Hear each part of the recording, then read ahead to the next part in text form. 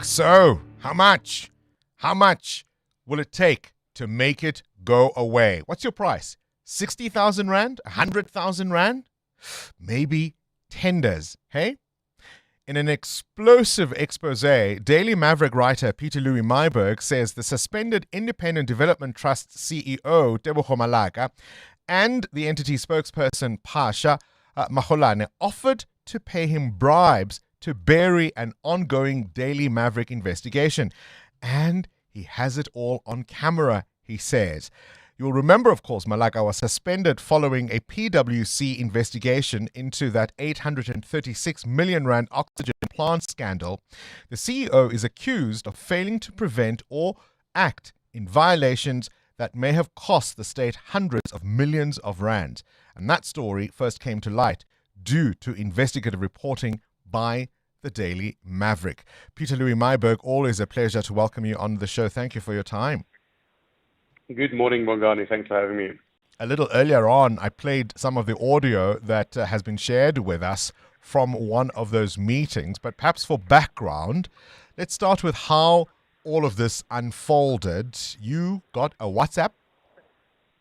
I did, yes. So this was in early June. I got a WhatsApp from Pasha Magolane, the IDT spokesperson. And it was quite out of the blue, I must say. At that point, I didn't have any media queries submitted to the IDT for any work that was coming out at that point. But what was happening was that I was looking into a IDT contract that appeared to be linked to a property being built for IDT CEO Tebogo Malaka in Gauteng. So there was this kind of ongoing investigation after my earlier oxygen plants expose the previous year. And it was very clear kind of from the outset, just seeing the language that Pasha Magolane, the spokesperson, was using, that it was not going to be a kind of a standard journalist to spokesperson interaction. He was asking for a private meeting. He mentioned phrases and words like mutual interests.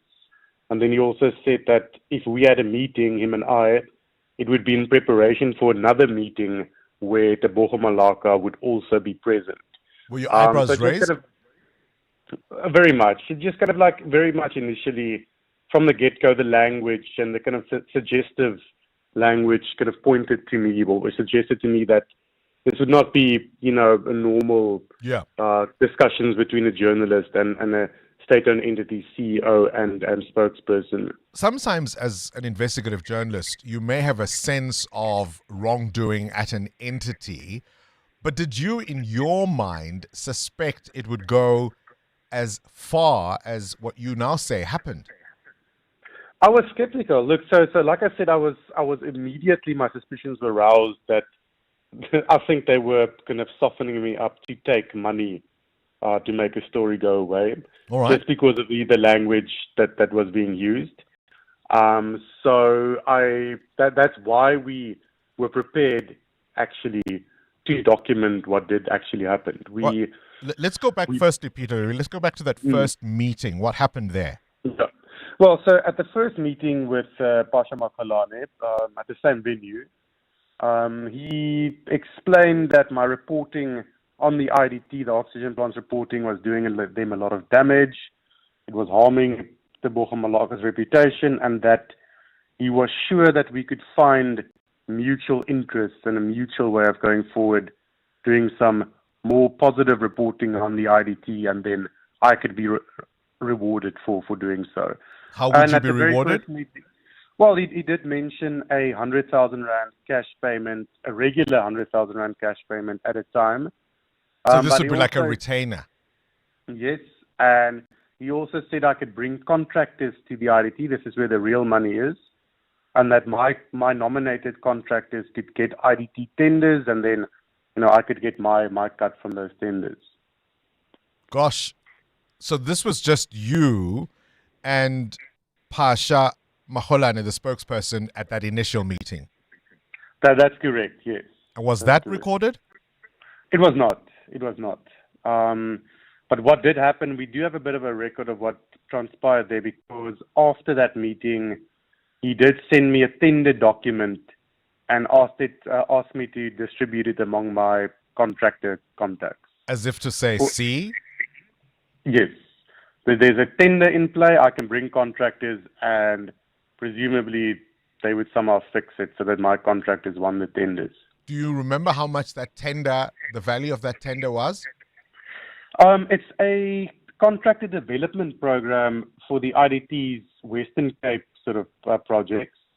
So it doesn't have a tender value. If you get shortlisted, then you are on a list of contractors that they can procure services from. You go to your editors with all of this information, and what did they say? Yeah, so I think very much it was important that, from the very get-go, we do this right. So we briefed them, we briefed our lawyers and another third-party advocate just to get everything on the record and on paper that, we are going to pursue a meeting with Mr. Tebogo Malaka, and that it's our intention to hopefully document what she would do or offer during such a meeting. So you set up the sting? It is probably the best way to describe it, yes. This is a journalistic sting project to expose a public interest issue. So then, all right, so this is now the second meeting, and at this one, you allege the CEO, Tebogo Malaka, showed up. Yes, so I'm not alleging. We have the video that we published on Daily Maverick this morning showing Ms. Malaka and the spokesperson putting 60,000 Rand on a table at the restaurant in the Western Cape where we met on Sunday. This was just days ago? It was on Sunday, yes. This past Sunday? This past Sunday, correct, yeah. What happened? What did what did she say? How did we get to the money even coming out of, is it a Dior bag? It's a white Dior bag stuffed full of 200 Rand notes. So obviously I couldn't count the money there, but they said it was 60,000 Rand. It certainly looked like a substantial wad of cash. I did take a moment, and this is clear on the video that we've now published, I did take a moment to quickly snap it on my cell phone. They were a little bit shocked when I did that, obviously, but I did it nevertheless. So we do have a very clear photo of the money that was also offered to me. In the audio that I played, she says to you that this has really had a negative impact on her. Her parents are elderly and aging. Her kids have been affected. Please stop this. What were you thinking when you heard those words? Yeah, look, it's difficult. There's always a human element to the work we do. Absolutely. This is going to be massively disruptive for the affected parties. But there's a larger context. So in the coming days, we are going to release another investigation, and that'll show how hundreds of people, poor South Africans, were on the receiving end of, they were involved in an IDT project and they weren't paid properly. And Ms. Malaka seems to have been very much involved in all of this. And that is the issue that prompted the bribe offer. So, there is her pleas on the one end, but then on the other end, we are also doing this work on behalf of, people who are victims to the likes of, powerful figures like Ms. Malaka. People can catch it all on the Daily Maverick website. Am I correct, Peter? It is available now, yeah. It's published, and there's also a YouTube video that one can click into from the main story on the Daily Maverick site.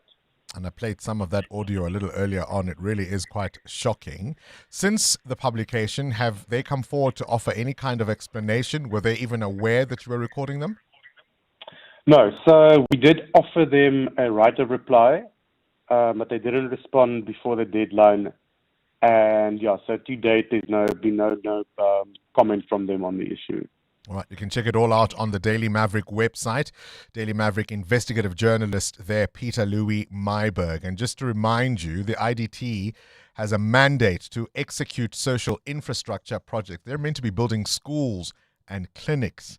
How does all of this sit with you?